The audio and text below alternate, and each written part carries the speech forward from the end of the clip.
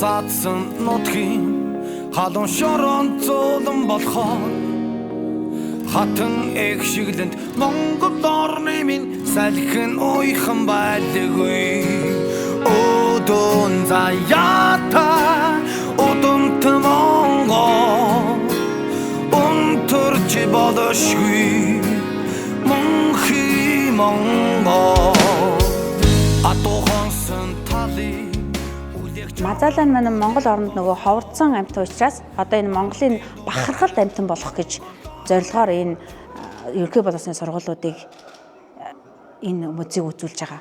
Пандаг нөгөө хятадыг таньдаг гэдэг шиг одоо Монголыг нөгөө мазаалагаар нь таньдаг болгох гэж л зориод байгаа. За энэ Монгол орны газрын тэр улаан болох жижиг байсан байна уу? За тэр яг ийм гэсэн гэсэн. За энэ мазаалан амьтны газар гэсэн. За энэ мазаалан байгаас одоо энэ өөр бусдад байгаас яаж болох юм бэ гэж багш хэлээд үгүй.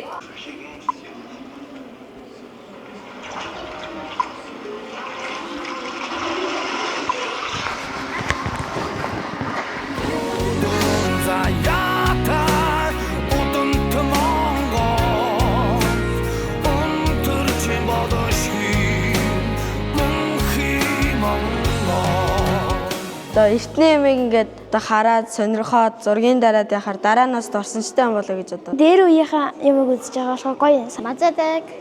Мазадаг нингэ баганаас том хүмүүстэй хүчтэй гэж. Би мазадлыг амар том бааганаас амар том гэж утсан. Гэхдээ уг нь жижигхэн бас дээс нь амар хөөрхөн харагдсан.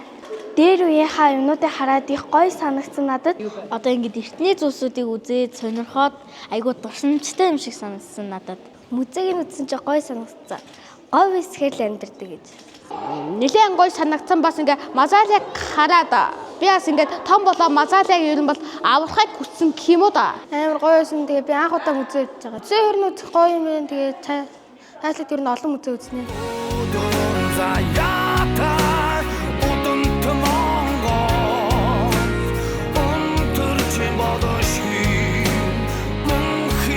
Monk